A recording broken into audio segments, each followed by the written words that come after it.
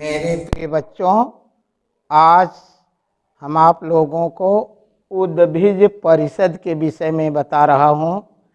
उद्भिज परिषद का अर्थ होता है वृक्षों की सभा। उद्भिज माने वृक्ष, परिषद माने सभा। उद्भिज परिषद माने वृक्षों की सभा। आज हम देख रहे हैं कि वातावरण प्रदूषित है। वातावरण प्रदूषित का मुख्य कारण है कि वृक्षों की कटाई। आज वृक्ष जितने ही अधिक मात्रा में कट रहे हैं, उतने ही देश में अधिक से अधिक गंदगी, अधिक से अधिक बीमारी पैदा हो रही है। आज हम देख रहे हैं कि वृक्षों के कटान से वातावरण प्रदूषित हो रहा है। वर्षा नहीं हो पा रही है। वर्षा न होने के कारण फसलें भी सूख रही हैं। जनजीवन अस्त व्यस्त होता चला जा रहा है।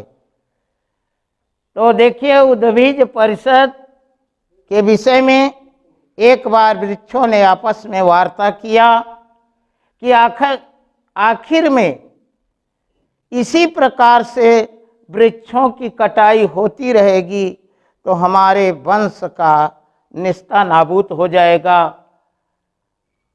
और देखा भी जा रहा है कि बहुत सी ऐसी प्रजातियां वृक्षों की हैं जो कि आज देश में लुप्त होती चली जा रही हैं।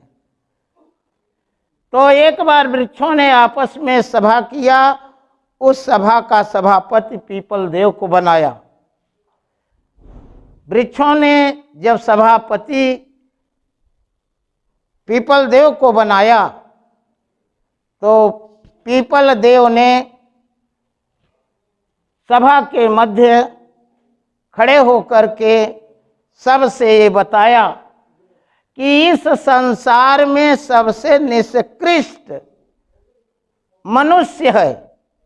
सब तो अपने पेट भरने के लिए ही कार्य करते हैं, लेकिन मनुष्य एक ऐसा निष्कृष्ट निर्दयी व्यक्ति है जो पेट भर जाने के बाद शौकिया बस वृक्षों पर कहीं बंदूकें चलाता है, तो कहीं वृक्षों की अनायास डाल को काट देता है, तो कहीं पर वृक्षों को उखाड़ करके फेंक देता है।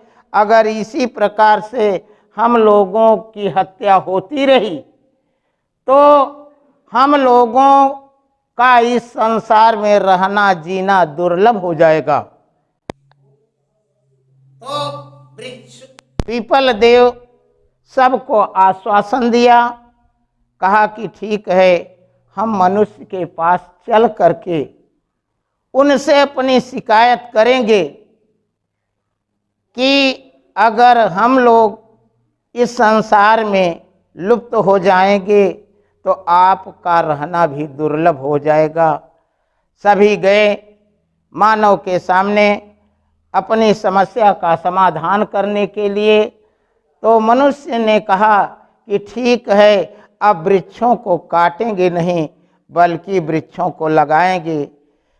जब से वृक्षों को काटना बंद कर दिया है लोगों ने, कुछ न कुछ मानसून में परिवर्तन हुआ है। मेरे प्रिय बच्चों, अब हम अगले दिन आप लोगों को अगले पाठ के विषय में बताएंगे और आप लोगों से ये प्रश्न करेंगे कि इस दुनिया में या इस संसार में सबसे निष्कृष्ट प्राणी कौन है। तो सबसे निष्कृष्ट प्राणी मनुष्य है, क्योंकि पशु पक्षी अपना पेट भर लेते हैं तो दूसरे पर जल्दी वार नहीं करते, लेकिन मनुष्य अकारण ही। मेरे प्रिय बच्चों, वृक्षों से हमें अनेक लाभ होते हैं। वृक्ष हमारे स्वास्थ्य के लिए भी लाभदायक होते हैं।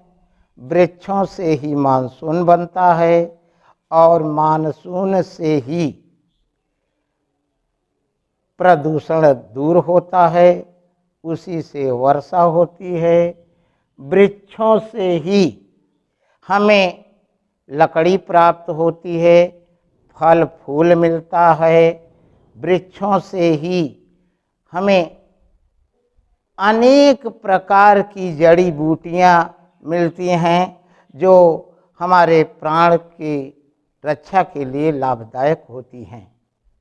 जैसे लक्ष्मण जी को जब शक्ति बाण लगा था तो यही जंगल की संजीवनी बूटी उनके प्राण रक्षा में काम आई थी।